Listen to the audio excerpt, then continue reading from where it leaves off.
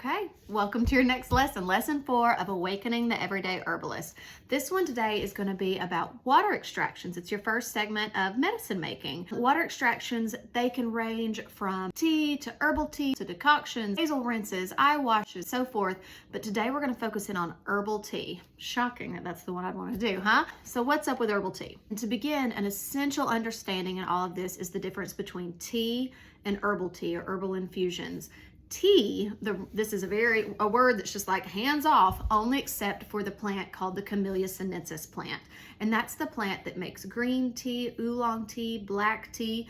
That word, TEA, is reserved for only this one plant that makes all of those, green tea, black tea, oolong, they all come from the same plant. It just depends on how they were processed, if they end up being white, green, oolong, or black. It all kind of relates back to how much they were oxidized, but we're gonna go deeper into that in another segment. But every other plant in the world can make a tea-like beverage, but it can't be called tea unless it was that one plant, Camellia sinensis, and they all have to be called herbal tea. And so some people call them tisanes, herbal infusions, but simple, you can call them herbal tea. There is a bit of difference in the two. Obviously, the Camellia sinensis plant and has particular benefits and so forth, but it's very noted in its demands for steep time. So tea, green, black, oolong, that needs to be steeped at a very particular temperature with a very particular steep time. Otherwise, you're going to end up probably with a pretty bitter cup that might make you kind of sensitive in your tummy. Those are the tannins that got released in excess. And so that's the very particular steep times is with tea.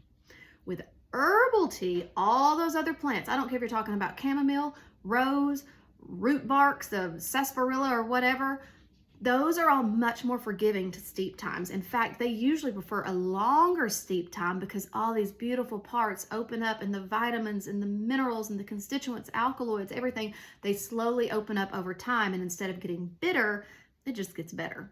So whether it's peppermint, chamomile, lavender, skullcap, motherwort, any of these blends that I make that are under herbal teas, these are all herbal infusions, and the way that you make them when they're dried, it's different than fresh. Fresh herbal tea also has a very particular way it likes to be steeped and made, and we're going to learn that too.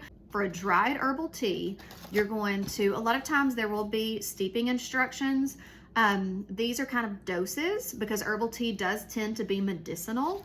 And you may want to follow the dosage instructions, but if you fall outside of that range, typically it's fine. If you want a stronger cup, make a stronger cup. If you want a lighter cup, make a lighter cup. You do that by how many leaves you add, not necessarily by how long you steep it. Overall, herbal teas, the longer you can steep them, the better. The only way you miss steep an herbal tea is if you just give it a 5-minute and out it goes. You got like a 10th, a 20th, a 100th of the medicine that it has to offer.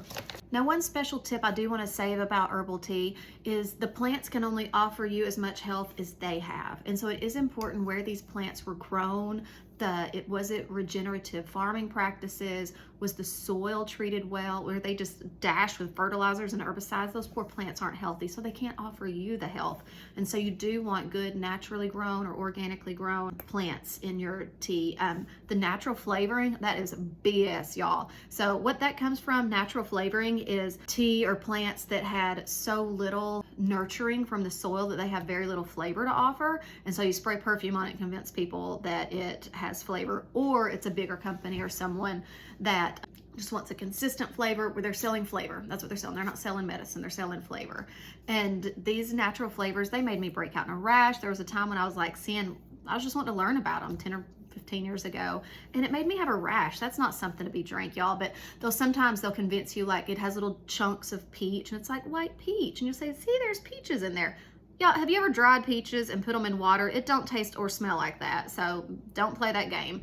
Natural flavorings, use herbs and spices and things that actually are whole plants for tea. Zero natural flavoring. So if I'm gonna steep me I'm doing wildly healthy here, I'm getting a big old heaping spoonful for this pot. You know what? I want it even stronger today. I know that it's nettle and mint and rose hips, dandelion leaf. I want all those vitamins. I want 2 heaping spoonfuls there. And then with the dried leaf, you're gonna pour hot water over it. How hot, you ask?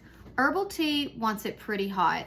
If it's just these very fragile aromatic herbs like lavender and chamomile, it can be lighter, maybe 175. But if you're talking leaves and the thicker material, I boil the water, pour it over the leaves, and I cover it. Covering is very important with herbal tea because of those volatile oils. They release in that steam. Ooh, smells amazing, but it's not still in my cup. Boop, back down. Cover it to keep that steam medicine, the volatile oils in there. How long do you steep it? As long as possible. I like a pot of herbal tea, or that's why we do put a lot of ours in tea bags, so it can just stay in the cup and you can keep pouring water over it and re-steeping, because we're talking hours, y'all.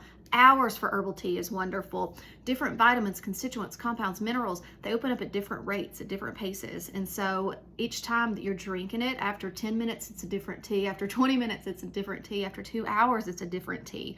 And each time offering different things to the body. Why herbal tea? It's safe for people that are intolerant of alcohol. It's yummy. It's really easy. Like, my child loves herbal tea. He looks forward to it. I do too. And so it's this way to take in medicine that feels good, and it feels good for a reason. It's so hydrating, really wonderful at extracting different constituents. And so there's a reason this is a very famous method for brewing and making herbal medicine. And your step forward with this lesson, make as many herbal teas as you can this week.